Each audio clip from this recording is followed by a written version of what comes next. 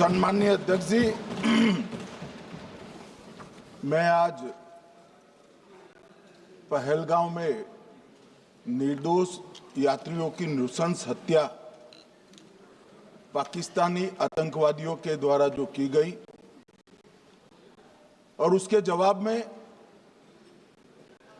देश के प्रधानमंत्री जी ने दृढ़ इच्छा शक्ति का परिचय कराते हुए ऑपरेशन सिंदूर की सेना को परमिशन दी और हमारे वीर जवानों ने सटीकता बहादुरी के साथ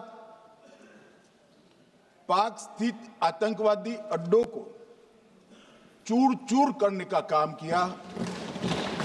वो घटना पर जो बहस हो रही है, इसमें हिस्सा लेने के लिए मैं खड़ा हुआ हूं।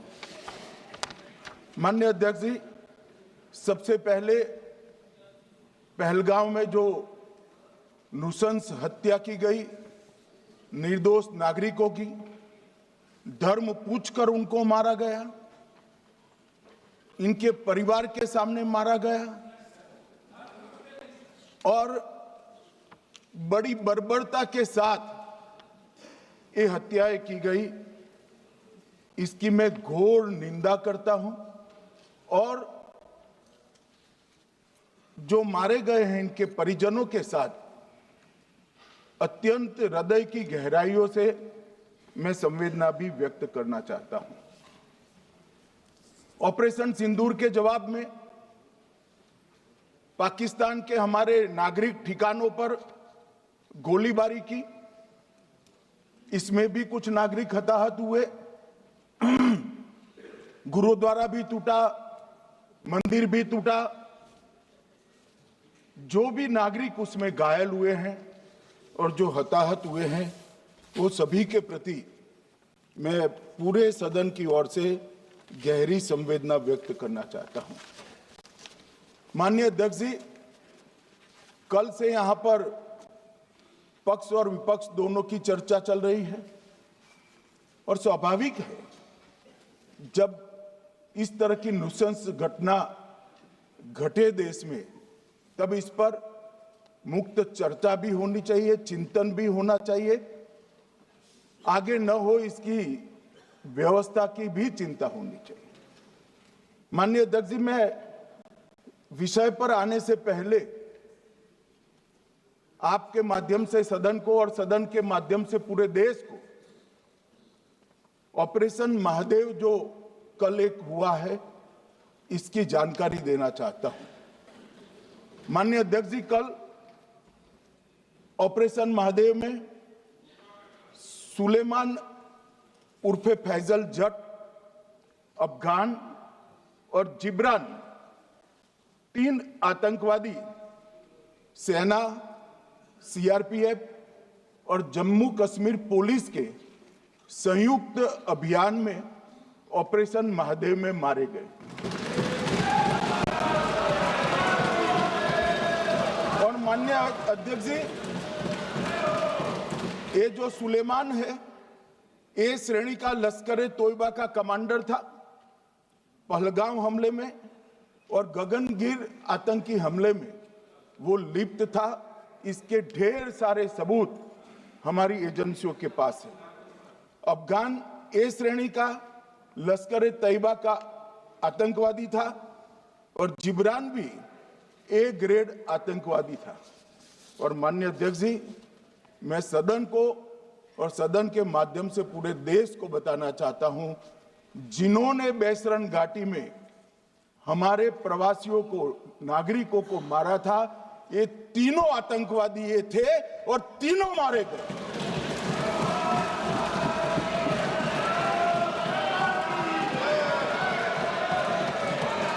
और मान्यवर, मैं आज इस सदन के माध्यम से सेना के पैरा 4, सीआरपीएफ के सारे जवान जो अभियान में शामिल थे और जम्मू कश्मीर पुलिस के जो जवान थे, वो सभी को सदन और पूरे देश की ओर से बहुत बहुत साधुवाद देना चाहता हूं। माननीय अध्यक्ष जी, मैं इस ऑपरेशन महादेव के बारे में थोड़ा डिटेल में बताना चाहूंगा। ऑपरेशन महादेव की शुरुआत 22 मई 2025 को, एक प्रकार से तो जिस दिन हत्या हुई थी उसी दिन रात को 22 मई 2025 को हुई। जिस दिन हत्या हुई थी उसी दिन रात को एक सुरक्षा मीटिंग की गई थी जम्मू कश्मीर में। ये पूछ रहे थे, कोई गए नहीं, सिर्फ राहुल गांधी गए। अब आपकी आंख कौन से चश्मे से देख रही है मुझे मालूम नहीं। माननीय अध्यक्ष जी, 1 बजे हमला हुआ, मैं 5:30 बजे श्रीनगर में उतर चुका था। माननीय अध्यक्ष जी, अरे सुनो सुनो, मैं बताता हूँ ना 22 में, सुनो ना प्लीज, धैर्य रखकर सुनो, हमने आपको नहीं टोका है, सुनना पड़ेगा भाई, ऐसे नहीं चलेगा। माननीय अध्यक्ष जी, नहीं, पर बैठे बैठे मत बोलिए आप भी। माननीय अध्यक्ष जी, 23 अप्रैल को टिप्पणी मत करिए। एक सुरक्षा मीटिंग की गई।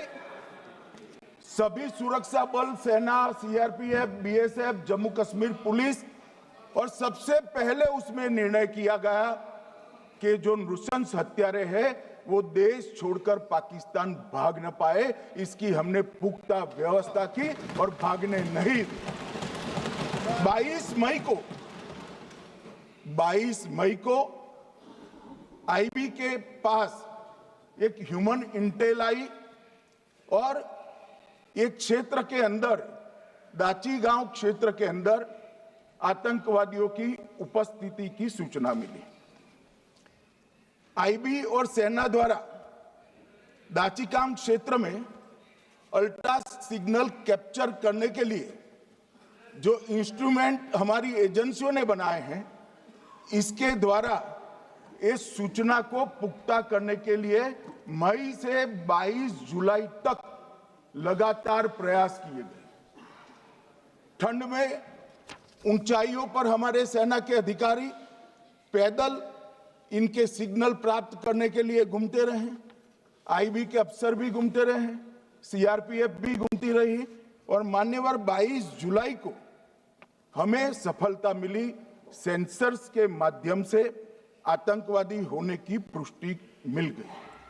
तब 4 पैरा जो हमारी सेना का एक हिस्सा है, उसकी नेतृत्व में 4 पैरा के जवान, सीआरपीएफ के जवान और जम्मू कश्मीर पुलिस के जवान मान्यवर एक साथ ये आतंकवादियों को घेरने का काम किया। सेना, सीआरपीएफ, जम्मू कश्मीर पुलिस की मीटिंग भी की गई। जो 5 ह्यूमन एसेट्स थे उनको भी वहां भेजा गया, और कुल मिलाकर कल जो ऑपरेशन हुआ, इसमें हमारे निर्दोष नागरिकों को मारने वाले तीनों आतंकी मौत के घाट उतार दिए। मान्यवर, तीनों के नाम मैंने बताए हैं, सुलेमान उर्फे फैजल जट, अफगान और जिब्रान।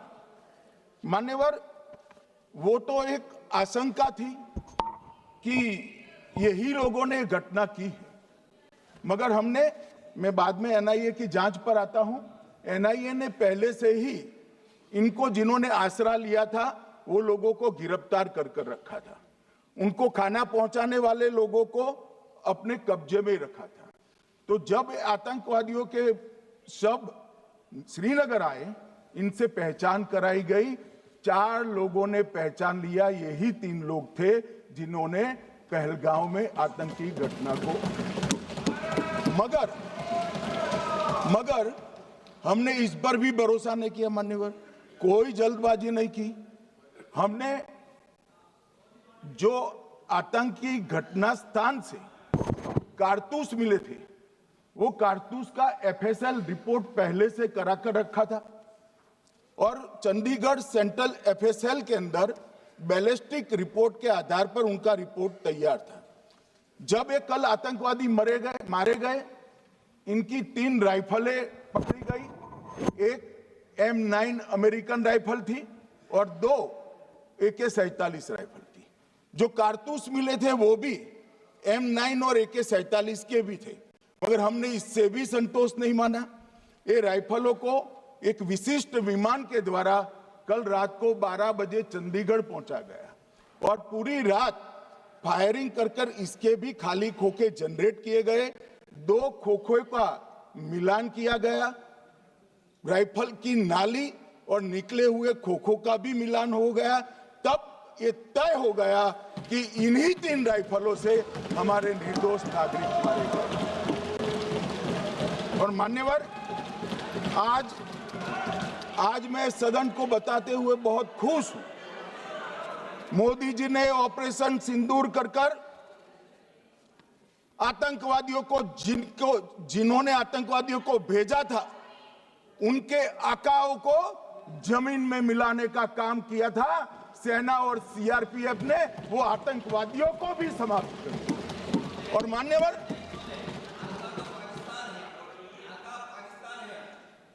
कौन पाकिस्तान से आपकी बात होती है क्या? अरे बैठ जाओ भाई।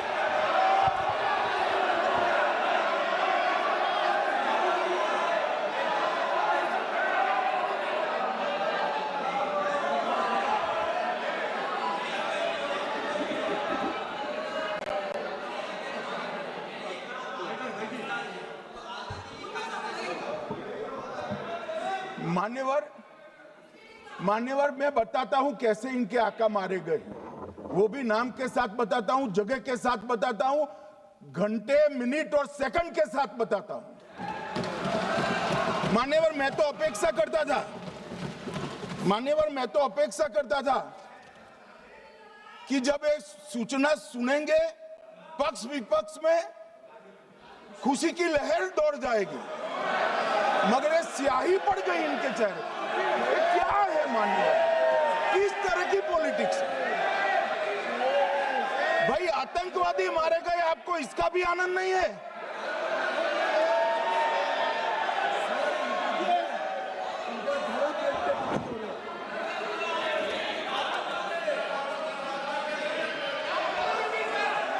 अखिलेश जी बैठ जाइए, मेरा पूरा जवाब सुनिए, आपका सब जवाब आ जाएगा। भाई आप आतंकवादियों का धर्म देखकर दुखी मत होइए।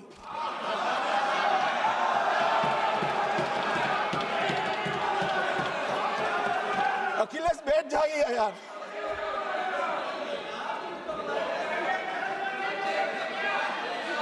अखिलेश जी बैठ जाइए। मान्यवर, किसी को संशय रखने की जरूरत नहीं है। बैलिस्टिक रिपोर्ट मेरे पास है, मेरे हाथ में है और 6 वैज्ञानिकों ने इसको क्रॉस चेक किया है। सुबह 4:46 पर फोन पर मुझे 6 ने वीडियो फोन पर कहा है कि 100% वही गोलियां हैं जो वहां चलाई।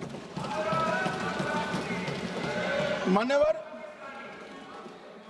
ये हमारे देश की सेना, CRPF और जम्मू कश्मीर पुलिस, ये तीनों का एक साझा बहुत बड़ा कामयाबी है, जिस पर 140 करोड़ को नाज होना चाहिए, देश की जनता को नाज। मान्यवर, मैं तो गया था वहां पर जब ये घटना हुई। दूसरे दिन इनके परिजनों को मिला था। 6 दिन की शादी वाली बच्ची विधवा होकर मेरे सामने खड़ी थी। आज तक मैं वो दृश्य नहीं भूल सकता। मगर आज सारे परिजनों को मैं कहना चाहता हूं कि मोदी जी ने ऑपरेशन सिंदूर से भेजने वालों को भी मारा और हमारे सुरक्षा बलों ने जिनको भेजा था उनको भी मारा, और एक ऐसा सबक सिखाया है कि आने वाले कई दिनों तक कोई ऐसी हिम्मत नहीं कर पाएगा। मान्यवर, मैं थोड़ा NIA की जांच के बारे में भी बताना चाहूंगा। मान्यवर, जिस दिन लश्कर-ए-तोयबा ने और इसके आउटफिट TRF ने इसकी जिम्मेदारी ली, उसी दिन हमने तय कर लिया था कि ये जांच NIA को सौंप दी जाएगी, क्योंकि NIA आतंकवाद के केसों की जांच के लिए, वैज्ञानिक तरीके से जांच करने के लिए और सजा कराने के लिए महारत हासिल की हुई विश्व मान्य एजेंसी है, जिसका सजा कराने का दर 96% से ज्यादा है। मान्यवर, हमने तुरंत ही इसकी जांच NIA को दे दी। हमने पूरी व्यवस्था की, सेना, BSF, CRPF और जम्मू कश्मीर पुलिस ने कि लोग देश छोड़कर भाग न जाए।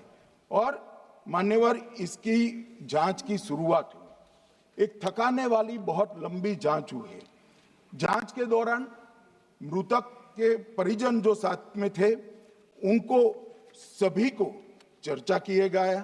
पर्यटकों, खच्चर वालों, पोनी वालों, फोटोग्राफर,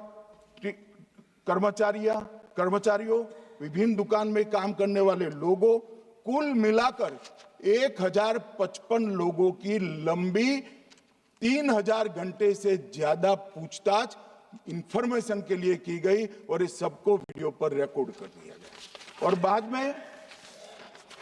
बाद में इसके आधार पर स्केच बनाया गया और ढूंढते 22/6/25 को एक बशीर की पहचान की गई और परवेज की पहचान की गई, जिन्होंने आतंकवादी घटना के अगले दिन आतंकवादियों को शरण दी थी। उनको अपने ढोक में रखा था। वो दोनों को गिरफ्तार कर लिया गया। अब वो हमारी कस्टडी में है। दोनों गिरफ्तार अपराधियों ने खुलासा किया कि 21/4/25 की रात को 8 बजे 3 आतंकवादी बेसरन से लगभग 2 किलोमीटर दूर स्थित परवेज ढोक में आए थे। आतंकवादियों के पास AK-47 और M9 कार्बाइन थी। जो 2 आतंकवादियों ने काली पोशाक पहनी थी और एक ने छद्म वेश किया था। खाना खाया, चाय पी और ढोक से निकलते वक्त कुछ खाना, नमक, मिर्च और मसाले लेकर वो चले गए। मान्यवर, उस वक्त हमने जिन खोखों को रिकवर किया था, इसको हमने चंडीगढ़ FSL में टेस्टिंग के लिए भेज दिया। और जब चंडीगढ़ FSL में टेस्टिंग के लिए भेजा गया तो वही राइफल से एप्को आतंकी हमला हुआ था, वो भी निश्चित हुआ। तो आज इसके साथ साथ दूसरे एप्को आतंकी हत्या को अंजाम देने वाले आतंकियों का भी इसके साथ ही समाप्ति हुई है, उनको मार दिया गया है। मान्यवर, और इसके बाद में स्केच बनाया गया। गिरफ्तार किए गए दोनों आरोपियों की माता जो थी, इन्होंने ये तीनों आतंकियों के मृतदेहों को पहचान लिया है। दोनों आतंकवादी घटना में साथ लेने वाले उनके साथियों ने भी पहचान लिया है और अब उसकी FSL की पुष्टि भी आज सुबह 4 बजे हो गई थी। अब मैं जांच का पूरा ब्यौरा बताना चाहता हूं। मान्यवर, ये हमले में 3 पाकिस्तानी आतंकवादी थे। हमले में 2 AK-47 और 1 M9 कार्बाइन का प्रयोग किया गया था। और अब जो पकड़े गए हैं, इसके सुलेमान के कारण एप्को का मामला भी आज रिजॉल्व हो रहा है और आतंकवादियों को पनाह देने वाले 2 स्थानीय लोगों को भी इस केस में पकड़ लिया गया है। अब मान्यवर, कल पूछते थे कहां से आए, कहां गए, किसकी जिम्मेदारी है। भाई, जिम्मेदारी हमारी ही है। हम सरकार में हैं, हमारी ही जिम्मेदारी। मगर मैं पूछता हूं, जब आप सरकार में थे तब क्या क्या हुआ था, इसकी जिम्मेदारी किसकी थी और क्यों निर्वहन नहीं किया, वो भी बाद में पूछूंगा। जरा धीरज से सुनना। मगर मान्यवर, मुझे एक बड़ा दुख हुआ। कल इस देश के पूर्व गृह मंत्री चिदंबरम जी ने सवाल उठाया कि क्या प्रूफ है कि ये आतंकवादी पाकिस्तान से आए। और मान्यवर, कब उठाया जब संसद में चर्चा होने वाली थी। क्या कहना चाहते हैं चिदंबरम साहब? किसको बचाना चाहते हैं? पाकिस्तान को बचाकर आपको क्या मिलेगा? वो ये कह रहे हैं कि और क्या है? मत जवाब दो।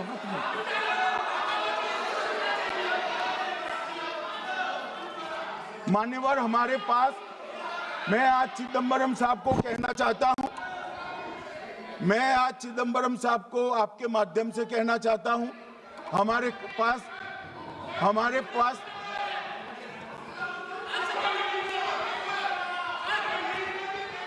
मान्यवर, हमारे पास प्रूफ है, वो भी मैं सदन के सामने रखना चाहता हूं कि तीनों पाकिस्तानी थे।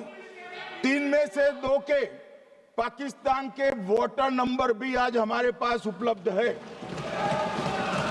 मान्यवर, ये राइफलें हैं, ये राइफलें भी हमारे पास उपलब्ध है। इनके पास से जो चॉकलेटें मिली हैं, वो चॉकलेटें ढोक में से मिली, वो भी पाकिस्तान की बनाई हुई चॉकलेट है। मान्यवर, ये कहते हैं कि पाकिस्तानी नहीं थे, इसका मतलब पूरी दुनिया के सामने इस देश का एक पूर्व गृह मंत्री पाकिस्तान को क्लीन चिट दे रहा है।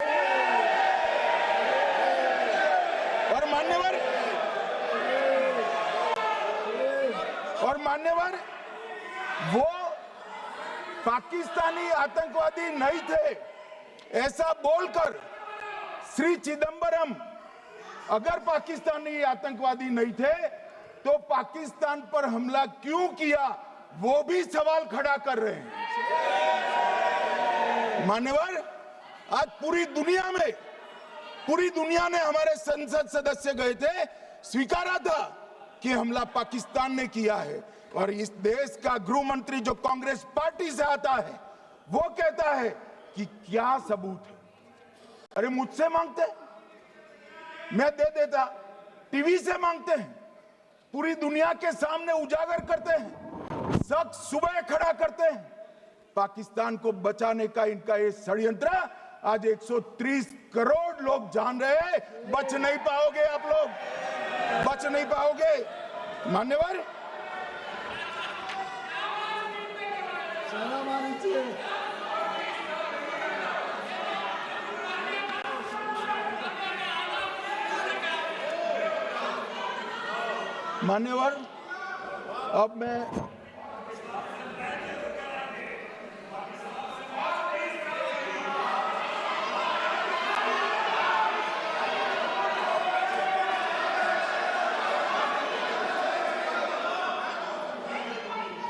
मान्यवर, अब मैं पहलगांव आतंकी हमला और ऑपरेशन सिंदूर,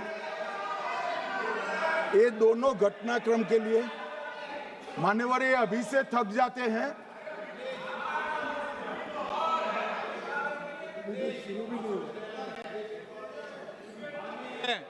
प्लीज बैठिए।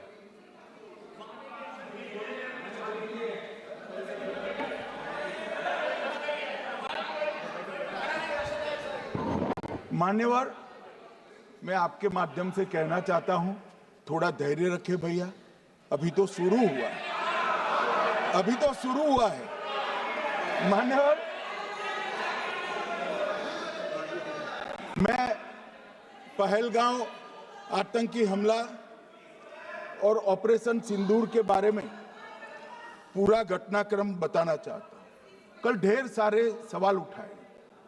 वैसे तो मुझे लगता था कि कल रक्षा मंत्री जी के भाषण के बाद शायद कांग्रेस पार्टी सपोर्ट में भाषण देना शुरू करेगी और अगर थोड़ी बहुत जनता की इच्छा की परख होती तो वो ही करते, मगर नहीं करा, क्योंकि रक्षा मंत्री जी ने बहुत बारीकी से ऑपरेशन सिंदूर की सफलता, इसकी जरूरियात, इसकी प्रासंगिकता और इसके परिणाम, इसके बारे में बहुत अच्छे तरीके से सदन के माध्यम से पूरी देश की जनता के सामने रखा जाए। मगर फिर भी उन्होंने बहुत सारे सवाल किए अब सवाल किए हैं तो मुझे जवाब देना भी पड़ेगा, उनको सुनना भी पड़ेगा। मान्यवर, मैं पूरा घटनाक्रम बताना चाहता हूं। मान्यवर, 22 अप्रैल को पहलगांव में आतंकवादी हमला हुआ। इसमें 26 लोग मारे गए, 25 भारतीय और 1 नेपाली नागरिक। हमने उसी वक्त मैं श्रीनगर जाने के लिए निकल गया। रात को ही सुरक्षा बलों की मीटिंग कर ये भाग न पाए इसकी व्यवस्था की। माननीय मोदी जी ने 23 और 30 अप्रैल को सीसीएस की मीटिंग चेयर की। ये कह रहे हैं, मैं आज बताना चाहता हूं कि सीसीएस की 23 अप्रैल की मीटिंग में क्या हुआ। सबसे पहला कांग्रेस पार्टी का ब्लंडर था सिंधु जल संधि, इसको स्थगित करने का काम नरेंद्र मोदी जी ने किया। हमने अटारी के माध्यम से एकीकृत जांच चौकी जो चलती थी उसको बंद कर दिया। पाकिस्तानी नागरिकों के सार्क वीजा को सस्पेंड कर सभी को वापस पाकिस्तान भेजने का काम किया। पाकिस्तान स्थित उच्चायोग ने रक्षा, सैन्य, नौसेना के सलाहकारों को अवांछनीय व्यक्ति घोषित किया। संख्या को 55 से घटाकर 30 किया और सीसीएस ने ये संकल्प लिया कि जहां पर भी ये आतंकवादी छुपे हैं उनको और उनकी ट्रेनिंग करने वाले अड्डों को सेना, पुलिस, सीआरपीएफ, बीएसएफ उचित जवाब देगी। मान्यवर, जिस तारीख को ये हुआ उसी दिन ये निर्णय हो चुका। मान्यवर, इसके बाद में कल गोगाई जी कहते थे मोदी जी 24 को पहलगाम जाने की जगह बिहार गए। सुनो यार। मान्यवर, मोदी जी जब ये पहलगाम घटना हुई यहां नहीं थे, विदेश में थे। आने के बाद तुरंत सीसीएस बैठक की और मोदी जी जिस दिन बिहार गए उस दिन पहलगाम में कुछ नहीं, कोई नहीं था, सिर्फ राहुल गांधी थे। सारे लोग चले गए थे, सारे लोग वहां से अपने अपने ठिकाने पर चले गए थे। मगर इन्होंने एक बात कही, उस पर मेरी आपत्ति है। मान्यवर, उन्होंने कहा 24 अप्रैल को चुनावी भाषण किया। मान्यवर, देश का नेतृत्व करने वाले देश के प्रधानमंत्री की फर्ज होती है कि देश की संप्रभुता पर, देश के नागरिकों पर अगर ऐसा जघन्य हमला होता है तो जनता की भावनाओं के अनुरूप जवाब देना चाहिए। मान्यवर, मैं आज आपकी परमिशन से मोदी जी के बिहार भाषण के कुछ अंश पढ़ना चाहता हूं। कोट अनकोट है। 22 अप्रैल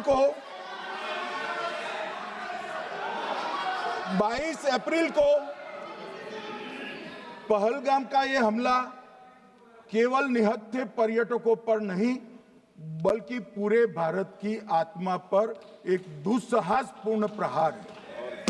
आतंकवाद के प्रति दृढ़ और कड़ा रुख, आतंकियों और इसके हमले की साजिश रखने वालों की कल्पना से भी बढ़कर उनको सजा दी जाएगी।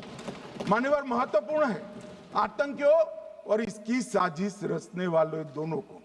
आतंकियों की बची खुची जमीन भी मिट्टी में मिलाने का समय आ गया है।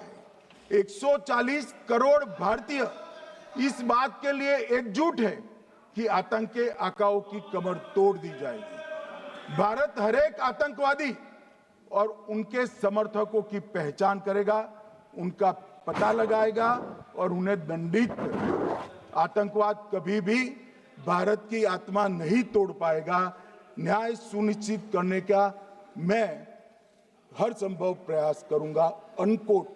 अब इसमें किसी को चुनावी भाषण दिखाई पड़ता है तो उसकी समझ शक्ति पर बहुत सारे सवालिया निशान लग जाते हैं।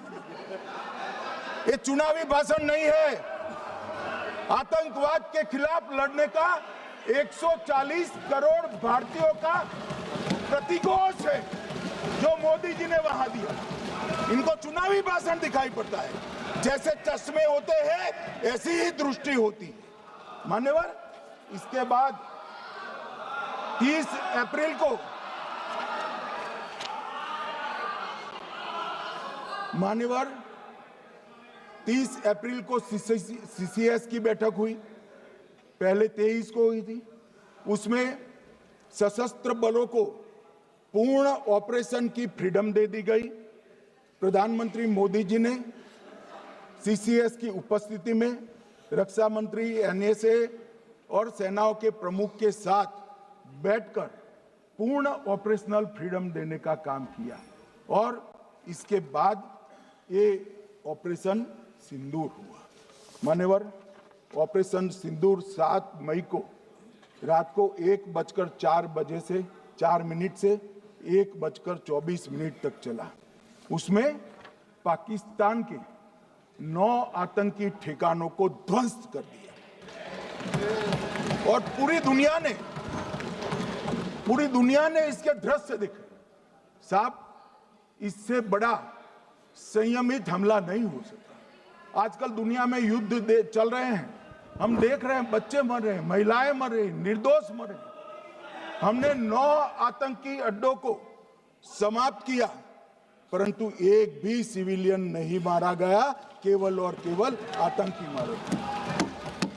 स्थान थे मरकज सुभान अल्लाह बहावलपुर, मरकज तैयबा मुरीद के, महमूना जाया कैंप सियालकोट, अरे नाम सुनो काम में आएंगे, सरजाल camp Sialkot, Sawai Nala camp Muzaffarabad, Syedna Bilal camp Muzaffarabad, Gulpur camp Kotli, Barnala camp बिंगबर्ग और अब्बास कैंप कोटली।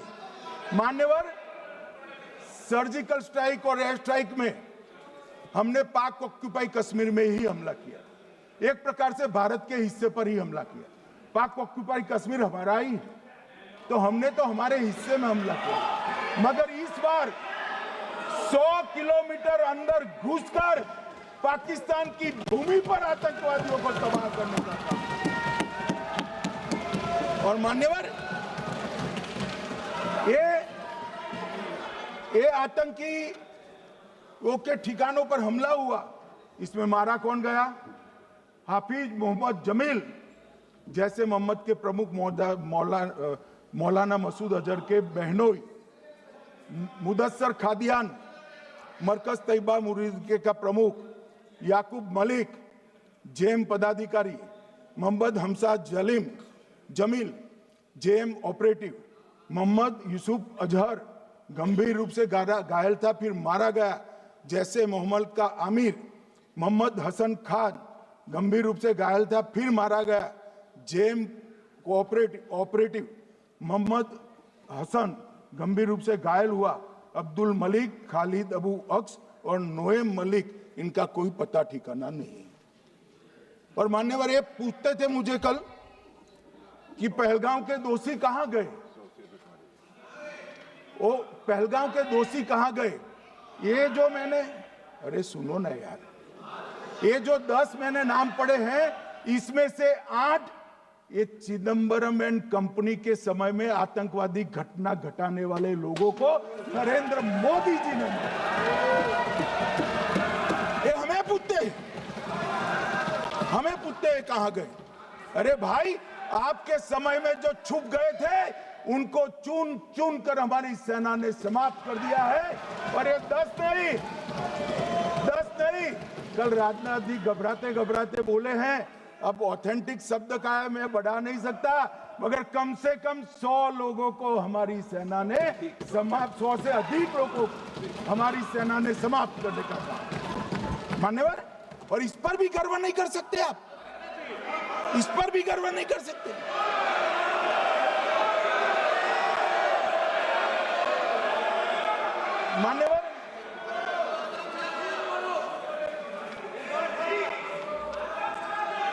मान्यवर 7 मई को 1:26 पर 22 मिनट पर ये हमारा काम समाप्त हो गया। हमारे डीजीएमओ ने उनके डीजीएमओ को बता दिया कि भाई हमने आतंकवादी हमलों पर स्थानों पर सिर्फ हमला किया है, इनके हेडक्वार्टर पर हमला किया है, जो हमारा आत्मरक्षा का अधिकार है। पूरी दुनिया इसको एक्नॉलेज करती है। ऐसा नहीं हो सकता है मनमोहन सिंह के समय की तरह कि वो आकर मारेंगे और हम चुपचाप बैठे रहेंगे और जाकर चर्चा करेंगे। ये नरेंद्र मोदी सरकार, ऐसा नहीं हो सकता। डोजियर भेजते रहेंगे। मान्यवर, उरी में हमला हुआ, हमने सर्जिकल स्ट्राइक किया। पहलगाम में हमला हुआ, एयर स्ट्राइक करा, और अरे पुलवामा में हुआ, एयर स्ट्राइक करा, और पहलगाम में हमला किया। 100 किलोमीटर अंदर जाकर 9 अड्डों और 100 से ज्यादा आतंकवादी को समाप्त। मान्यवर, अब देखिए, हमने तो हमला किया था पाकिस्तान स्थित टेररिस्ट ठिकानों पर। अब पाकिस्तान से गलती हो गई। टेररिस्ट ठिकानों पर जो हमला किया था उसको वो अपने पर का हमला मान बैठे और पूरी दुनिया में कहते थे कि हमारा टेररिज्म से कोई लेन देन नहीं है। ये तो अब ऐसे ही ग्रुप करते, हम तो विक्टिम है, जो मनमोहन सिंह ने सर्टिफाइड भी कर दिया था कि ये भी विक्टिम है। मान्यवर, मगर दूसरे दिन इनकी श्रद्धांजलि का कार्यक्रम हुआ और पाकिस्तान को मालूम नहीं पड़ा कि ये पूरी दुनिया देखेगी। सेना के आला अफसर उनके नमाजे जनाजा में उपस्थित हुए, उनके जनाजे को कंधा दिया और ये सारे आतंकवादियों के जनाजे के जुलूस के अंदर पाकिस्तानी सेना, इनके अफसर, आईएसआई के अफसर, वहां की पुलिस के अफसर अश्रुभीनी आंख के साथ जुड़े थे। और मान्यवर, ये सिंदूर ने पाकिस्तान को पूरी दुनिया में एक्सपोज कर दिया कि पाकिस्तान के अंदर टेररिज्म स्टेट स्पॉन्सर्ड टेररिज्म है। ये पूरी तरह से, मान्यवर, पूरी तरह से एक्सपोज हो गया। 8 मई को पाकिस्तान ने हमारे रिहायशी इलाकों में हमला किया, हमारे सेना के अड्डों पर हमला किया, मगर एक भी मिसाइल से उनका कुछ नुकसान नहीं कर पाई। बहुत नजदीक से की हुई गोलाबारी के कारण हमारे एक गुरुद्वारा टूटा, एक मंदिर टूटा, कुछ हमारे नागरिक हताहत हुए। और दूसरे दिन 9 मई को मोदी जी ने सेना को हुक्म दिया, एक मीटिंग करी, राजनाथ जी, मोदी जी, एनएसए, सेना के सारे अध्यक्ष, और जवाब देने का तय किया और उनके 11 एयरबेस को क्षतिग्रस्त करने का काम किया। मान्यवर, 8 एयरबेस इतने सटीक तरीके से तोड़े गए, पाकिस्तान की पूरी एयर डिफेंस सिस्टम धरी की धरी रहेगी, कुछ नहीं कर पाई। नूर खान चकलाला एयरबेस तोड़ दिया गया, मुरीद तोड़ दिया गया, सुगुर्दा तोड़ दिया गया, रफीकी तोड़ दिया गया, रहीम यार खान तोड़ दिया गया, जकोबाबाद तोड़ दिया गया, सुक्कुर और भोलारी भी तोड़ दिए। और सुक्कुर, लाहौर, अरिफवाला, चुनेन, जकोकाबाद और नया चोर, ये 6 रडार सिस्टम भी उनके पूरी तरह से ध्वस्त कर दिए। 2 surface to air guided weapon Lahore और ओकारा में इनका जखीरा भी समाप्त कर दिया गया। और मान्यवर, ये हर चीज में पॉलिटिक्स करते हैं, हर चीज में। जब उन्होंने हमारे रिहायशी इलाकों पर हमला किया, फिर भी हमने इनके रिहायशी इलाकों पर हमला नहीं किया, सिर्फ इनके एयरबेस और एयर डिफेंस सिस्टम को निशाना बनाया और उनकी आक्रमण करने की क्षमता को पंगु कर रख दिया। हमारी पूरी सेना, पूरी वायुसेना, पूरी नौसेना अक्षुण्ण थी और उनकी हमला करने की क्षमता को हमने छिन्न विछिन्न कर दिया। पाकिस्तान के पास शरण में आने के अलावा और कोई चारा ही नहीं था। इसलिए मान्यवर, इसलिए 10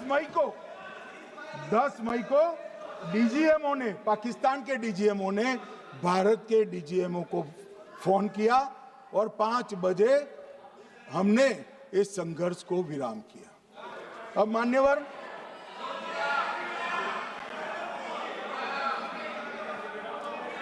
ये लोग कल सवाल उठा रहे थे कि इतनी अच्छी पोजीशन में थे, आपने युद्ध क्यों नहीं किया? युद्ध के कई परिणाम होते हैं मान्यवर, करना न करना वो सोचकर करना पड़ता है।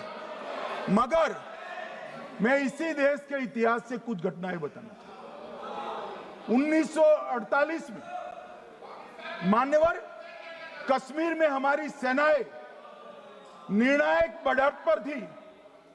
सरदार पटेल ना बोलते रहे, जवाहरलाल नेहरू जी ने एक तरफा युद्ध विराम कर दिया। और मान्यवर, मैं बड़ी जिम्मेदारी के साथ कहता हूं, मैं इतिहास का विद्यार्थी हूं। पाक ऑक्यूपाई कश्मीर का अगर अस्तित्व है तो जवाहरलाल नेहरू जी की ये युद्ध विराम के कारण है। इसका जिम्मेदार जवाहरलाल नेहरू है। मान्यवर, 1960 में सरदार पटेल ने विरोध किया था, गाड़ी लेकर आकाशवाणी तक गए थे, घोषणा न करते दरवाजे बंद कर दिए थे।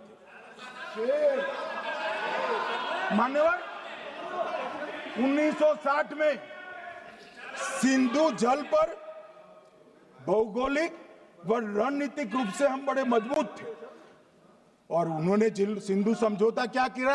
80% भारत का पानी पाकिस्तान को दे दिया। मान्यवर, 62 के लड़ाई की बात मैं बाद में करता हूं। 65 की लड़ाई में हाजीपीर जैसे स्ट्रेटेजिक जगह पर हमने कब्जा किया था। 66 में उसको लौटा दिया गया। मैं 71 के युद्ध की भी बात करना चाहता हूं। मान्यवर, 71 में कल राजनाथ जी ने भी बताया, पूरे देश ने इंदिरा जी का समर्थन किया। उन्होंने पाकिस्तान के 2 टुकड़े कर दिए। बहुत बड़ी विजय थी भारत की और सदियों तक भारत इस विजय पर गर्व करेगा। हम सब भी करते हैं, हमें कोई आपत्ति नहीं। मगर हुआ क्या मान्यवर? युद्ध की विजय की चकाचौंध में क्या हुआ? 93 हजार युद्धबंदी हमारे पास थे, 93 हजार, और 15,000 वर्ग किलोमीटर क्षेत्र पाकिस्तान का हमारे पास था। 93 हजार युद्धबंदी, उस वक्त की पाकिस्तान की सेना का 42% और 15,000 वर्ग किलोमीटर क्षेत्र। मगर शिमला में समझौता हुआ, पाक ऑक्यूपाई कश्मीर मांगना ही भूल गए। अगर उस वक्त पाक ऑक्यूपाई कश्मीर मांग लेते, न रहेगा बांस, न बजती बांसुरी। ये कैंप तोड़ने की जरूरत न पड़ती साहब आपको, हमको। मान्यवर, इतना ही नहीं, पाक ऑक्यूपाई कश्मीर तो नहीं लिया, मांगना ही भूल गए। 15,000 वर्ग किलोमीटर की जीती हुई भूमि भी वापस दे दी। तय हुआ था पाकिस्तानी नरसंहार के लिए युद्ध अपराध न्यायाधिकरण बनेगा, नहीं बना। सेना ने पूर्वी पाकिस्तान में नरसंहार किया था। 195 पाकिस्तानी अधिकारियों पर मुकदमा चढ़ना था। भुट्टो अपने साथ इंदिरा जी के सामने से छुड़ा कर ले गए। जनरल मानेकशॉ का एक कोट अनकोट कहता हूं, जनरल मानेकशॉ का, जो एक प्रकार से आर्किटेक्ट माने जाते हैं बांग्लादेश विजय के, इन्होंने कहा कि भुट्टो ने भारत के नेतृत्व को मूर्ख बनाया। अब जो शब्द है, मैं आप कोट अनकोट है, इसमें मेरा कुछ नहीं है, ये लोग गुस्सा न हो सकते। I told her into bracket Indira Gandhi, Indira ji को कहा, that he into bracket Bhutto के लिए, he has made monkey out of you. समझ में आता है? ये फील्ड मार्शल साहब ने कहा है मान्यवर, और ये हमें सिखा रहे हैं। ये नहीं किया, वो नहीं किया, फलाना नहीं किया, ठिकाना नहीं किया। अरे भाई, आप तो पाकिस्तान को क्लीन चिट दे रहे हो कि पाकिस्तान ने हमला ही नहीं किया है। क्या अधिकार है आपको पूछने का? कोई अधिकार नहीं है साहब। देखिए क्या होता है।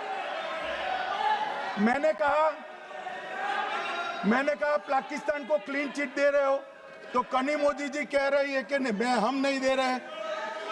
कनी मोदी जी, माननीय अध्यक्ष जी, आपके माध्यम से मैं कनी मोदी को बताना चाहता हूं, माननीय सदस्य जी को, कि वो कह रही है हमने नहीं दिया, मगर जिसके साथ बैठते हो उसका दोस्त तो आपके सर पर आएगा ना।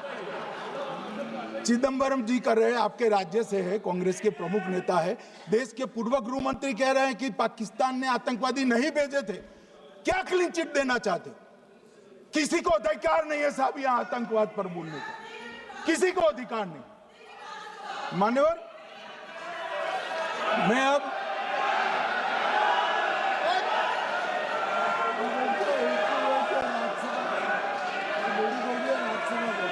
मान्यवर, मैं उनको बताना चाहता हूं, अभी आधा भी नहीं हुआ है, जरा सुनो।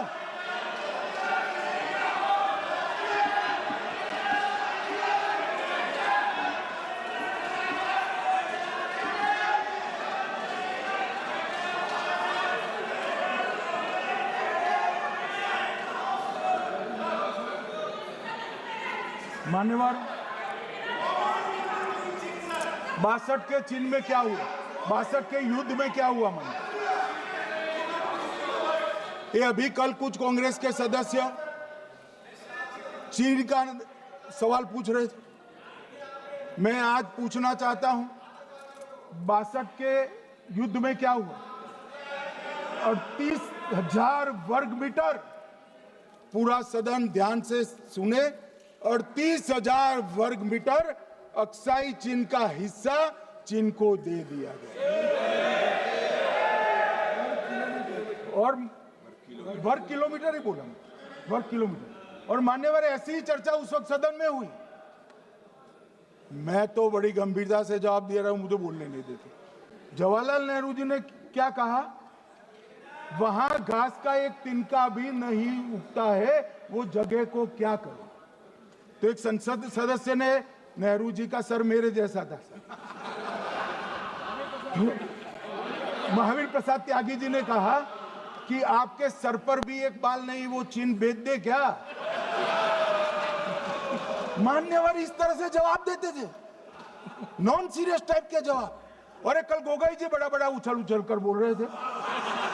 अरे गोगोई जी, आपको मालूम है उन्होंने चीन के बारे में, आसाम के बारे में क्या क्या था? आसाम को आकाशवाणी पर बाय बाय कह दिया था। रिकॉर्डिंग है, रिकॉर्डिंग है।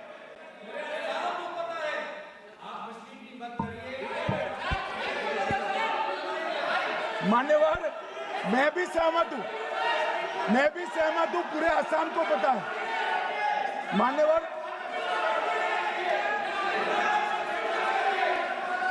मान्यवर,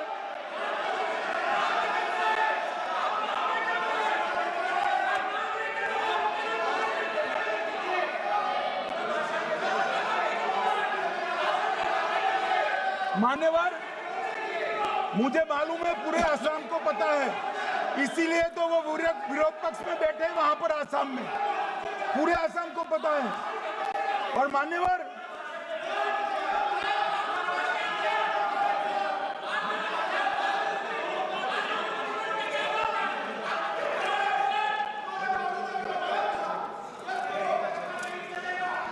मान्यवर,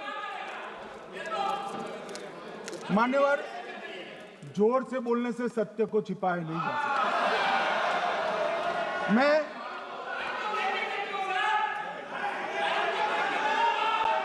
मान्यवर, मैं selected works of Jawaharlal Nehru series volume 29 पृष्ठ 231 पर से एक जवाहरलाल नेहरू जी के पत्र को कोट करना चाहता हूं।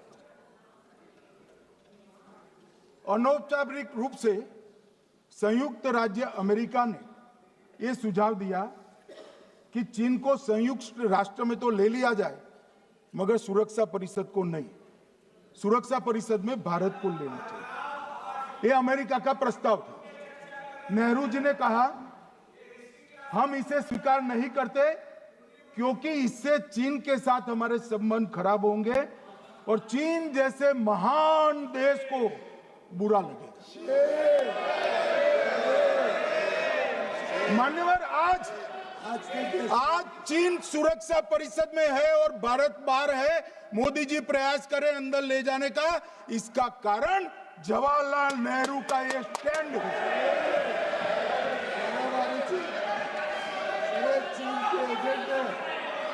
और मान्यवर, ये तो पीढ़ी दर पीढ़ी चलता आ रहा है। राजीव गांधी फाउंडेशन ने चीन के साथ एमओयू कर दिया। अब कहते नहीं है कि एमओयू में क्या था, ये तो बताओ भाई, क्या एमओयू किया था राजीव गांधी फाउंडेशन ने? और जब डोकलाम में हमारे सेना के जवान चीन की सेना के सामने आंख में आंख डालकर बैठे थे, वो चीन के राजदूत के साथ राहुल गांधी मीटिंग कर। ये मान्यवर ऐसा नहीं है। जवाहरलाल नेहरू, सोनिया गांधी, राहुल गांधी, तीन पीढ़ी तक के चीन का प्रेम उतरता जा रहा है। मान्यवर,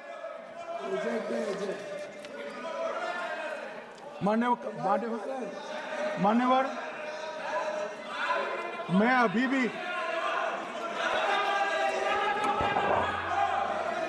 भी एक बात इस महान सदन के माध्यम से देश की जनता को कहना चाहता हूं, जो मेरी मान्यता है। ये सारी आतंकवाद की जड़ पाकिस्तान है और पाकिस्तान कांग्रेस पार्टी की भूल है। पार्टीशन स्वीकार न करते पाकिस्तान कभी न होता।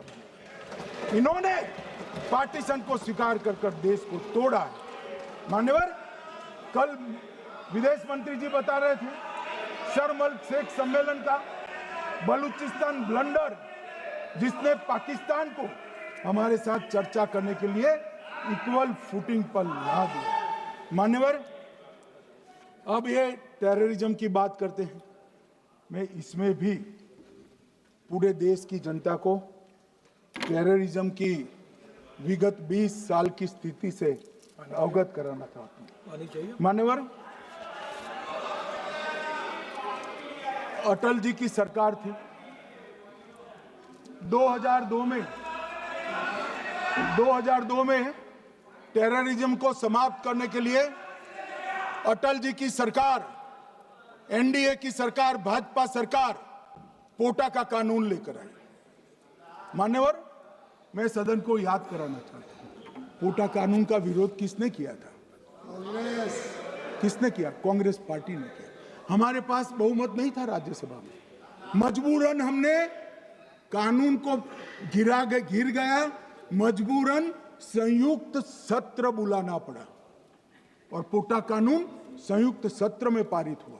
देश नहीं भूल सकता मान्यवर। और पोटा कानून को रोककर आज भी कांग्रेस पार्टी के नेता जब बोले तब कहे, पोटा कानून को रोककर किसको बताना चाहते थे आप? किसको बचाना चाहते थे? पोटा तो आतंकवादियों के खिलाफ था। पोटा को रोककर अपनी वोट बैंक का उल्लू सीधा करने के लिए आप आतंकवादियों को बचाना चाहते। और मान्यवर, 2004 में अटल जी की सरकार गई, मनमोहन सिंह, सोनिया गांधी की सरकार आई। आते ही पहला काम क्या किया मान्यवर? पहली ही कैबिनेट में पोटा कानून को रद्द कर दिया। मैं फिर से पूछता हूं, किसके फायदे के लिए कांग्रेस पार्टी ने पोटा कानून रद्द किया? जवाब दीजिए जरा यहां पर। और मान्यवर, इसके बाद क्या हुआ? 2004 के दिसंबर में पोटा कानून रद्द हुआ। 2005 में अयोध्या में रामलल्ला के टेंट पर हमला हुआ, आतंकवादी मारे गए। मुंबई लोकल ट्रेन 2005 में रामलल्ला पर हमला, 6 में मुंबई ट्रेन में बम धमाके, 187 लोग मारे गए। 2006 डोडा उधमपुर में हिंदुओं पर हमला, 34 लोग मारे गए। 2007 हैदराबाद 44 लोग मारे गए। 2007 यूपी लखनऊ वाराणसी 13 लोग मारे गए। रामपुर सीआरपीएफ कैंप वहां पर हमला हुआ 2008 में। 2008 में श्रीनगर के आर्मी के काफिले पर हमला हुआ, 10 सुरक्षा बल मारे गए। मुंबई आतंकी हमला 2008 में हुआ, 246 लोग मारे गए। जयपुर में 8 बम धमाके हुए, 64 लोग मारे गए। 2008 में अहमदाबाद में 21 बम धमाके हुए, 57 लोग मारे गए। दिल्ली में 2008 में 5 धमाके हुए, 22 लोग मारे गए। और पुणे की जर्मन बेकरी 17 लोग मारे गए। वाराणसी में 10 में धमाका हुआ, 11 में मुंबई में 3 धमाके हुए, 27 लोग मारे गए। अब मैं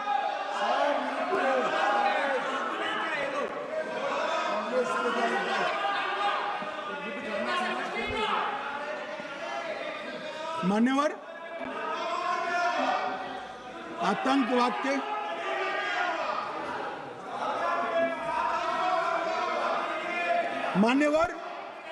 आतंकवाद के खिलाफ लड़ाई होती, कभी वो हमला करते हैं, मगर सवाल ये है कि इन्होंने 5 से 11 के बीच में 27 जघन्य हमले किए, 1000 के करीब लोग मारे गए। आपने क्या किया? क्या किया आपने? जवाब दीजिए, क्या किया? और मैं राहुल गांधी जी को चैलेंज देना चाहता हूं, इन्होंने इस आतंकवादी हमलों के खिलाफ उनकी सरकार ने जो कदम उठाए, यहां खड़े रहकर हिम्मत से बताए देश की जनता को, कुछ नहीं किया मान्यवर। ये यहां से आतंकवादियों की फोटो पाकिस्तान भेजते रहे, डोजियर भेजते रहे। और मान्यवर ये कहते हैं कि आपके समय में भी हमले हुए। मैं उनको अंतर समझाना चाहता हूं, वो देख नहीं पा रहे। मान्यवर, हमारे समय में जो भी आतंकवादी घटना हुई, पाक प्रेरित और कश्मीर सेंट्रिक हुई। देश के हिस्से में 2014 से 2025 तक एक भी घटना नहीं हुई है मान्यवर। ये नरेंद्र मोदी सरकार है मान्यवर। और कश्मीर में भी आज स्थिति ऐसी हुई है, उनको पाकिस्तान से आतंकवादी भेजने पड़ते हैं। कश्मीर में आतंकवादी अब हमारे नहीं बनते हैं मान्यवर। और मैं सलमान खुर्शीद जी को भी याद करना चाहता हूं। एक बार मैंने बड़े सवेरे में नाश्ता करता था, टीवी पर उनको रोते हुए देखा। मुझे लगा क्या हुआ, कोई बड़ी घटना हो गई। तो रोते रोते वो श्रीमती सोनिया गांधी के घर से बाहर आ गए कि बाटला हाउस की घटना देखकर सोनिया जी फूट फूट कर रो पड़ी। अरे रोना था तो शहीद मोहन शर्मा के लिए रोते, बाटला हाउस के आतंकवादियों के लिए रोना आता है। और मान्यवर हमें पूछते हैं कि आपने क्या किया? कोई अधिकार नहीं है पूछने का, कोई अधिकार नहीं है मान्यवर।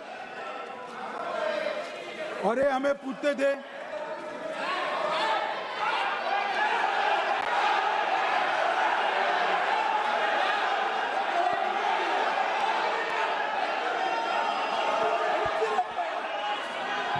मान्यवर, अभी 25% बाकी।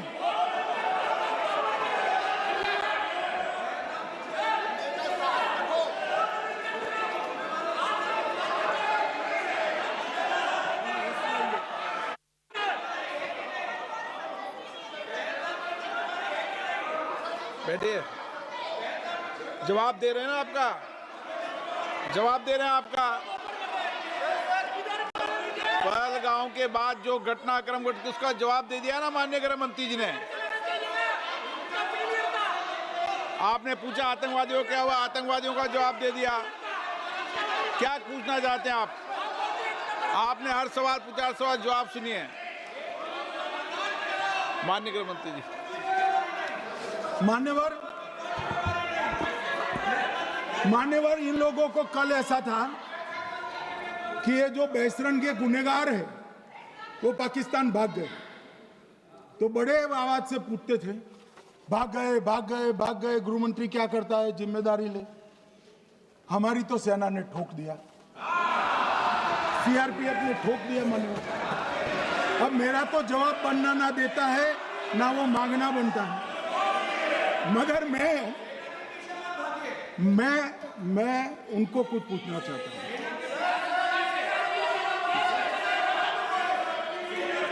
मान्यवर,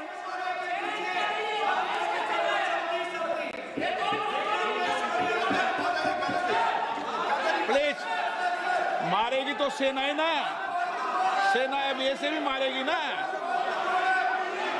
तो वो भी ये कह रहे हैं सेना और सीआईएसएफ ने मारा।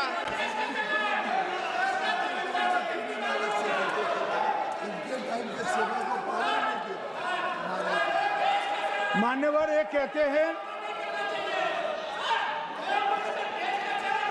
साहब इसको बिठाओ जरा।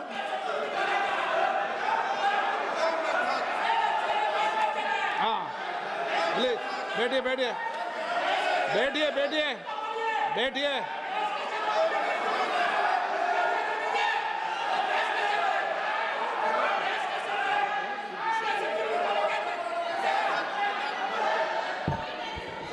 सबको मान्यवर, ये लोग मुद्दा उठाना चाहते हैं तो जरूर उठाए।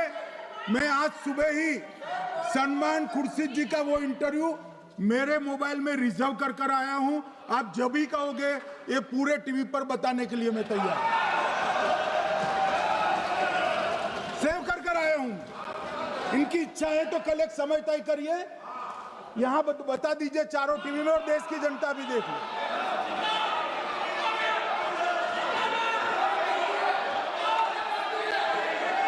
मान्यवर कह रहे हैं बताओ, आप बताओ, बताना है या नहीं बताना, ये पूछो ना उनको।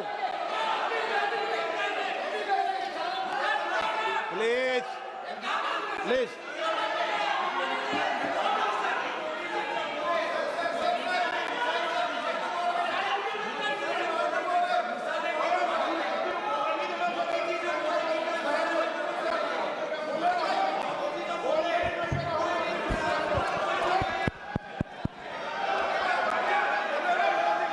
बिट्टू बैठ जाओ।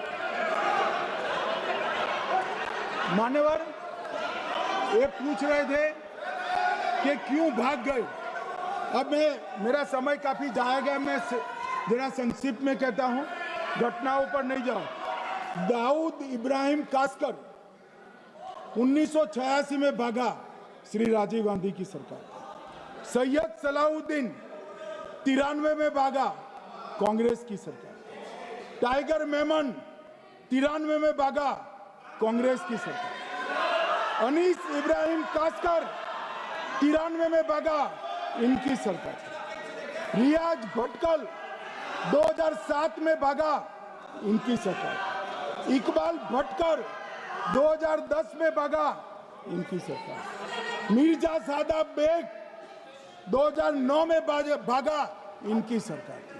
अब मान्यवर मेरा तो जवाब मांग लिया, हमारे सुरक्षा बलों ने मेरा जवाब भी दे दिया, अब राहुल गांधी इसका जवाब दे।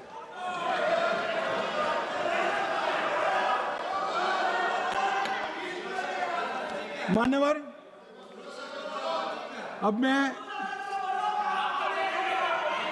कश्मीर के विषय में मैं बात करना चाहता हूं।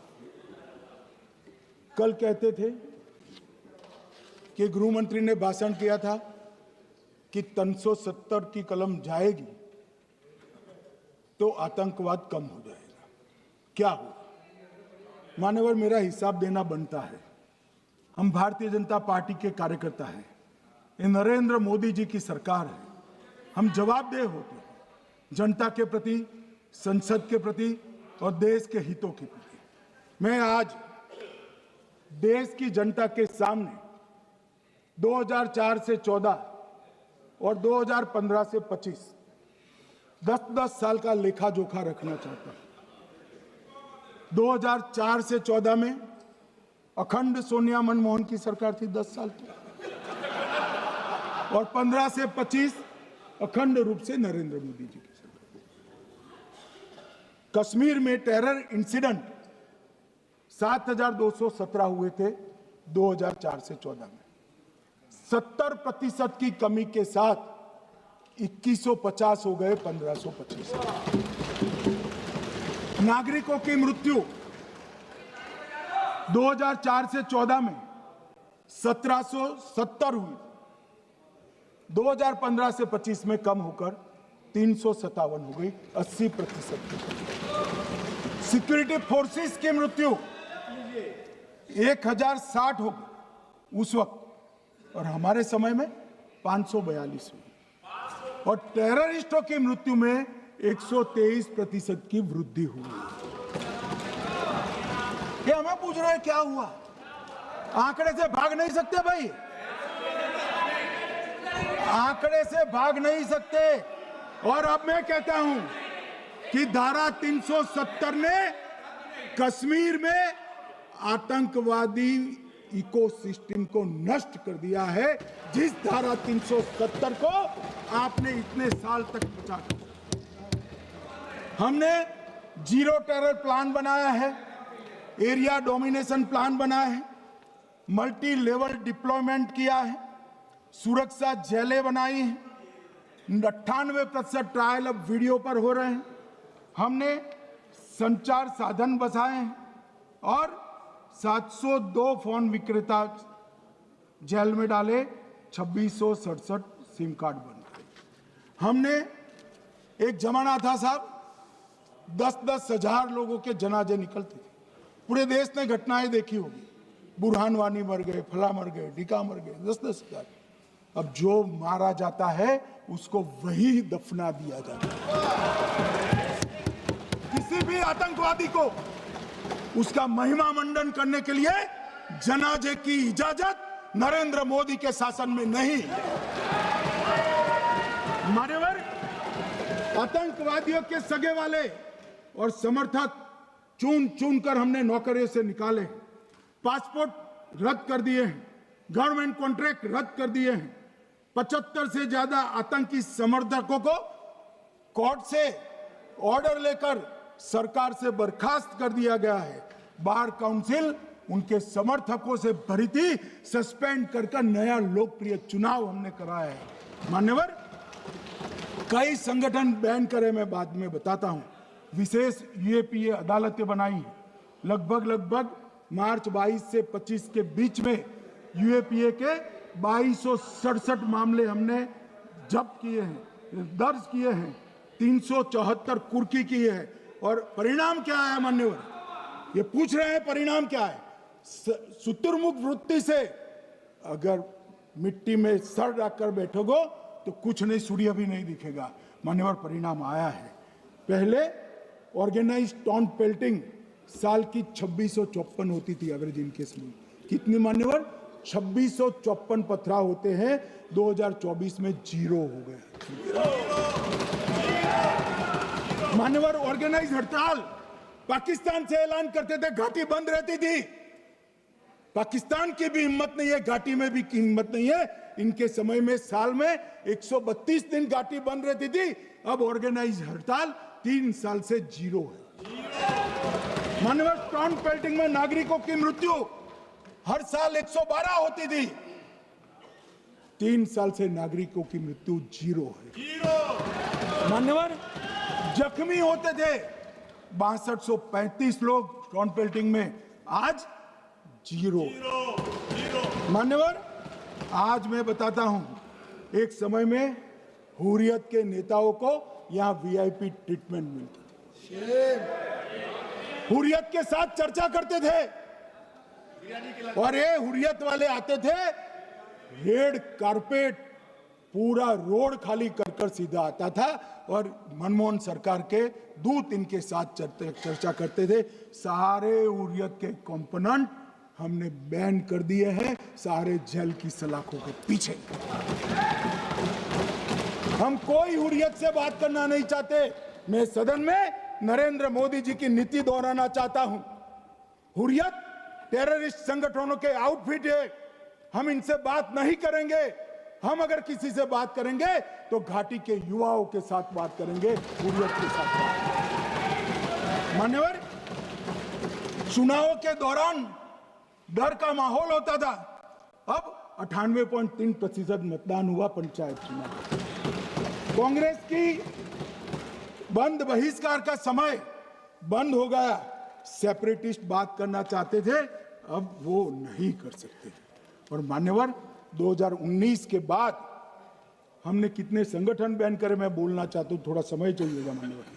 The TRF, people's anti fascist front, Tehreek ul Mujahideen, Jamaat ul Mujahideen Bangladesh Hindustan, Jammu Kashmir Ghaznavi force, Khalistan tiger force, Hizb ut Tahrir, Jamaat Islami, जो जमात इस्लामी ने पूरे पाकिस्तान के अंदर एक प्रकार से अलगाववाद का जहर घोला, वो जमात इस्लामी आज बंद कर दिया गया। Jammu Kashmir liberation front, Jammu Kashmir democratic freedom party, Muslim league Jammu Kashmir, Tahreek Hurriyat, Muslim conference सुमजी गुट, Jammu Kashmir national front, Jammu Kashmir people's freedom league, Jammu Kashmir people's league, Jammu Kashmir Ittehadul Musalman Awami action committee, Sikhs for justice और पॉपुलर फ्रंट ऑफ इंडिया को भी हमने बैन किया।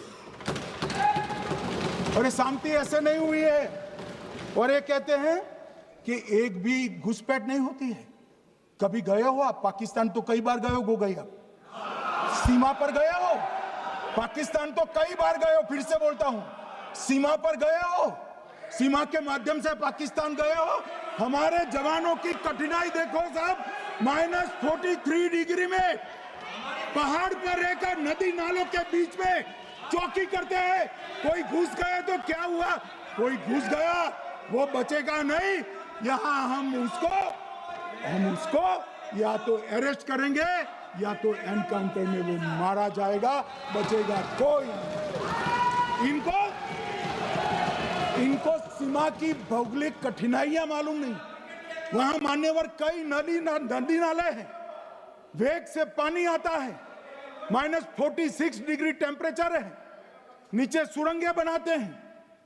और ये तो ऐसे कह रहे हैं घुस गए। अरे भाई, आपके मन में तो, आपके समय में तो घुसने की जरूरत ही नहीं थी। आप बुलाते थे वीजा देकर, क्यों घुसेंगे? घुसने की जरूरत ही, जैसे आप पाकिस्तान जाते हो वैसे वो यहाँ आते। मान्यवर, अब ये कैसे हमें पूछ सकते हैं?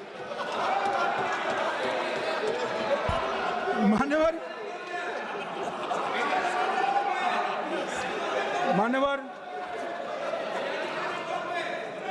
मैं समझ रहा हूं मान्यवर, मैं समझ रहा हूं पोटा का विरोध करने वाले को नरेंद्र मोदी की आतंकवादी विरोधी नीति नहीं पसंद आई। मैं समझ रहा हूं पोटा रद्द करने वाले को नरेंद्र मोदी जी की एंटी टेरर नीति पसंद नहीं आई। मैं समझ रहा हूं टेररिस्टों का बचाव कर वोट बैंक बनाने वालों को एक कोई नीति पसंद नहीं आएगी। मानवर, इसका विरोधी होना है।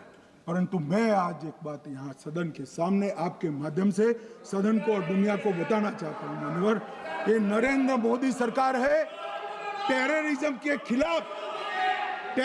के खिलाफ हमारी जीरो टॉलरेंस की नीति है, ऑफर है, और हम विजयी हो। और मान्यवर, मैं फिर से अंत में ऑपरेशन महादेव में जुड़े हुए सेना, CRPF और जम्मू कश्मीर पुलिस के सभी जवानों को 2 हाथ जोड़कर प्रणाम कर बहुत बहुत साधुवाद।